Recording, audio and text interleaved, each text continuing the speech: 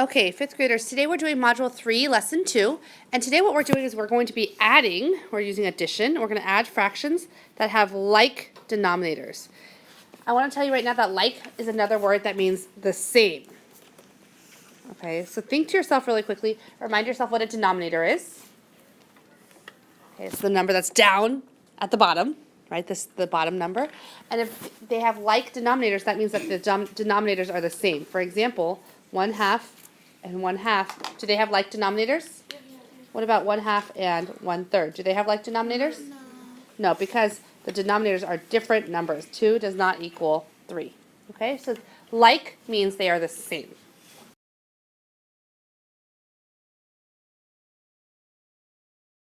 Now I'm going to start off with a disclaimer. A disclaimer means I'm going to tell you something, okay? Today's math lesson you can do in your head. You already know how to do it. For example, if I give someone 1/3 and I give someone one more third, how many thirds do they have? 2 thirds. However, we're going to be using the strategy of using a number line. So to some of you, you might feel like, what? I already know how to do this in my head.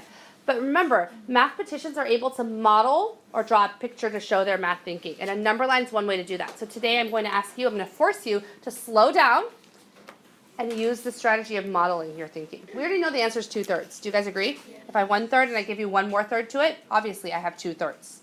But let's show it on a number line. So in order to show 1/3 plus 1/3 on a number line, we first have to have a number line. And we know that number lines, we're going to start with 0. And we're going to move our way to 1 here. Okay? If I want to divide the distance between 0 and 1 into thirds, how many equal sized sections do I need? 3, which means I need to draw 2 lines, right? I'm going to label it. Over here, 0 thirds. Here's 1/3.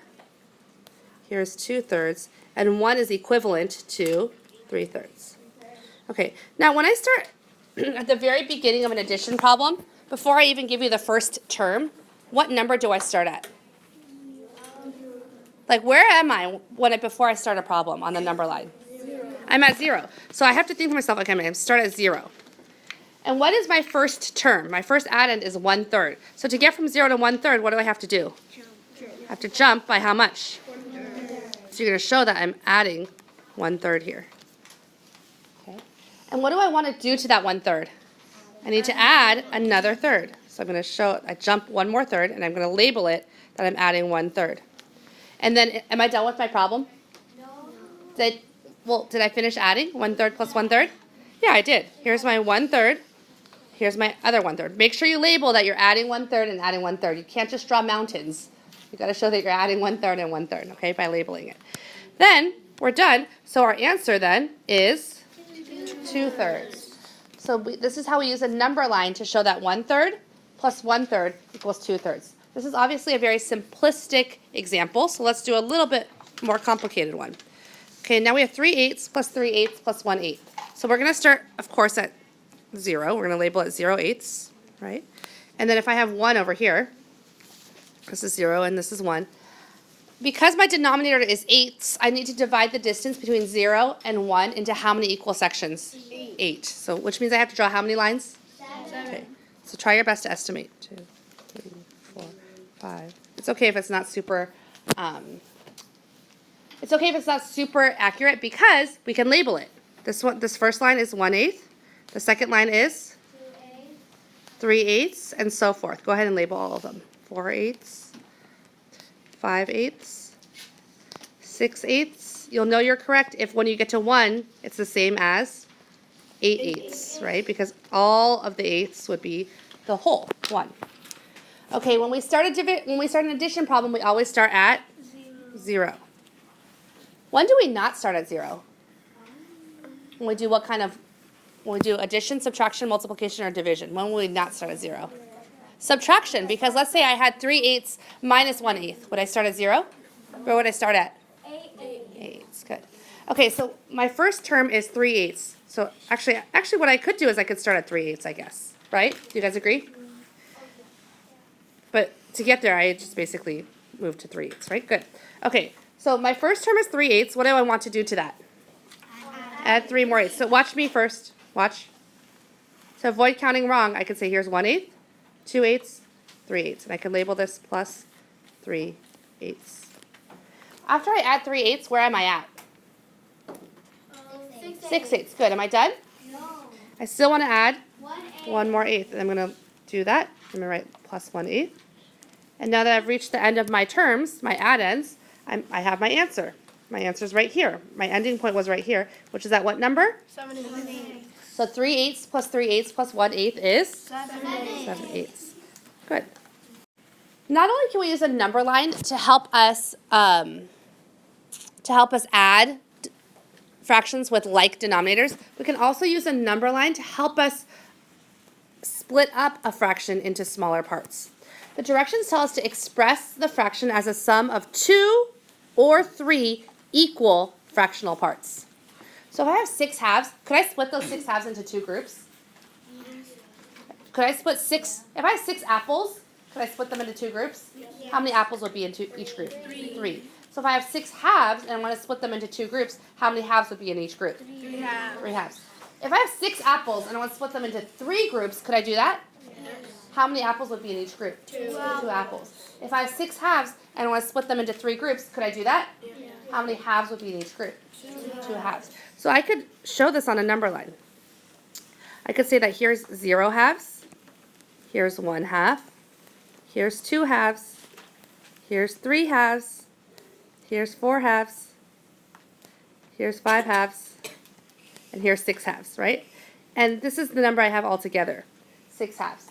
But I could divide these 6 halves into 2 equal groups. I could say, here's one group, 3 halves, and here's another group, 3 halves. Do you guys agree that 3 halves plus 3 halves equals 6 halves? How many equal sized groups do I have there? 2. 2. Now, could I also do it, because it's 6, could I also do 2 halves plus 2 halves plus 2 halves? Do you guys agree? 2 halves plus 2 halves plus 2 halves? How many equal sized groups do I have there? 3. 3. So there's 2 different ways to do it, because the number 6 is divisible into 2 groups and it's divisible into 3 groups. Do you guys agree? Now the directions tell us then to rewrite each one as a multiplication equation. So how do I write 3 halves plus 3 halves as a multiplication equation? Violet? 3 halves times 2. Yeah, so I could say that 6 halves is the same thing as, not 2 over 2, because 2 over 2 is the same as? 1. Yeah, so I could say that 2 copies of 3 halves is the same as 6 halves. How could I rewrite 6 halves as a multiplication equation when there's 3 groups? I could say that 6 halves is the same as 2 halves times 3, because there's 3 equal groups. Does that make sense? Let's try it with the next number, 8/5. What does 8/5 mean? What is my unit? Fifths. How many of them do I have? 8. So let's ignore the fifths part first. Let's think about 8 apples. Because can we interchange, like we're just thinking about units, right? So if I have 8 apples, can I divide the 8 apples into 2 parts or 3 parts? 2. Yeah, 3 parts won't work because 8 is not divisible by 3, right? So if I have 8 apples and I want to divide them into 2 groups, how many apples would be in each group? 4. Okay, so now that we've simplified the problem by changing the unit, let's change it back to our normal unit. What is our actual unit? I have 8/5. Could I split 8/5 into 2 equal groups? What would be in each group? Addison? 4 what? 4. So you're telling me that 8/5 is the same thing as 4/5 plus 4/5. Do you agree? Do you guys all agree? Yeah. So then how can I rewrite that as a multiplication equation? 4/5 times 2. Why is it not 4/5 times 2 over 2? Yesterday we were doing 2 over 2 or 3 over 3 or 4 over 4. Talk to your partner. Yesterday we were doing things like 4/5 times 2 over 2. Do you guys remember that?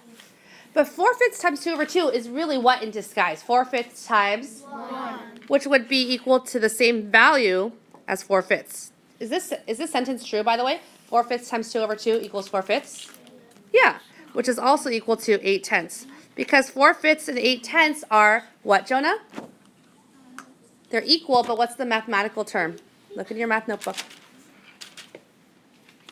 Good job, Jonah. They're equivalent fractions. So is 4/5 times 2 equal to 8/5? Is 4/5 times 2 over 2 equal to 8/5? No.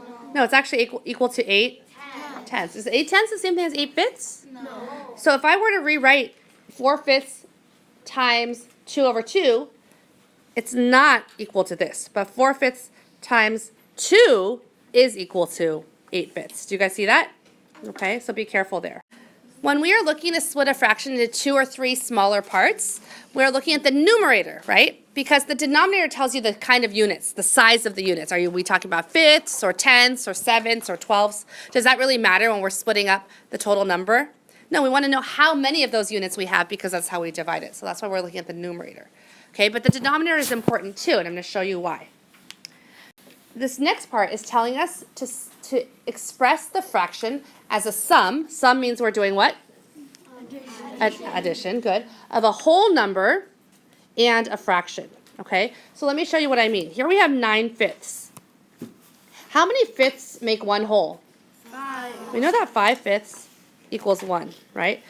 So are there at least 5/5 here in 9/5? Yeah. So we can separate out, we can make a number bond basically. We can say that 9/5 is the same thing as 5/5 plus what? 4/5. Good.